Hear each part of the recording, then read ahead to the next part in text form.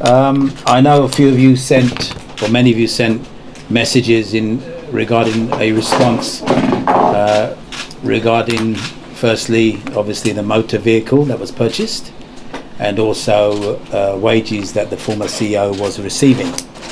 Sorry I couldn't come back to you at that point, because I like to verify and have a second look to make sure we have all the right figures. So here we go. So the information I'm about to give you has been double checked and verified by our capable and hard-working finance team of our entity, which comprises of 6 executives, including our CFO. So we've doubly checked just to make sure. The former CEO's contract, including all benefits and entitlements, is a total of, and I have it here, I'll say first of all, I'll give you a total package for the year and then break it down. So the total package is $387,790.08. I'll say it once more, $387,790.08.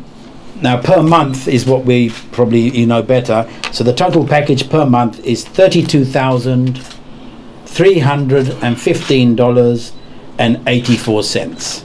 So that's per month $32,315.84. That is the information I've been given by the finance team and the 6 executives working in the finance department. Okay, so that will take care of that issue. Right. Okay, I think I'll leave that part. What another thing was regarding the bonuses. He has received a bonus every single year, and if more details are needed, I can obviously furnish you with that at a later date. Okay. Now the second thing was the COVID year in 2020. The former CEO did receive a 12% salary reduction effective from the 13th of April 2020 to October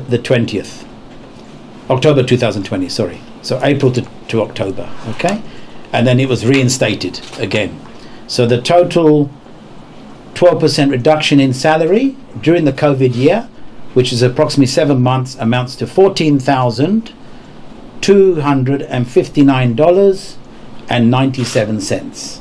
So in the COVID year, he took a reduction of $14,259.97.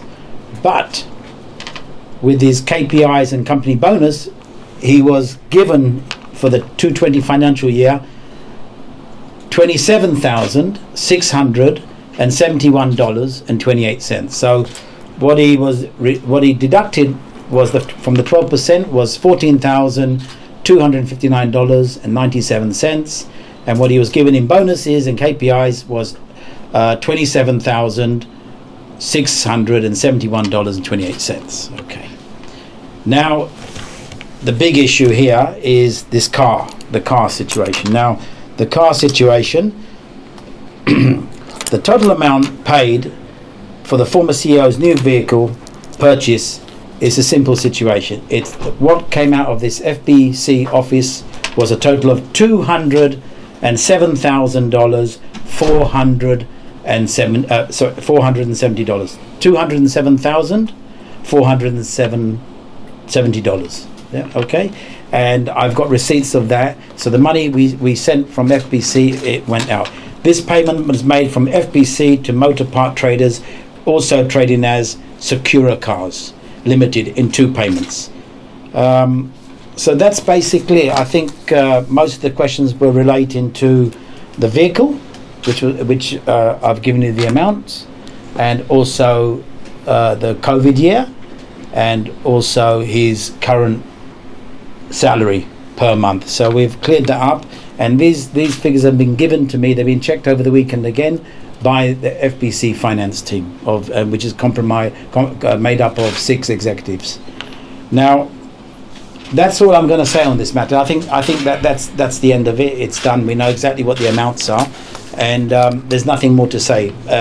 I will be referring my findings to the relevant authorities and people within the FBC, so we can make our final conclusion on what we need to do. Now, moving forward, on Friday you'll all be invited, and we will be announcing, well, the executives actually will be announcing some key changes, and they're all positive changes, nothing negative, in regards to the way forward for our brand and our company. Simple as that.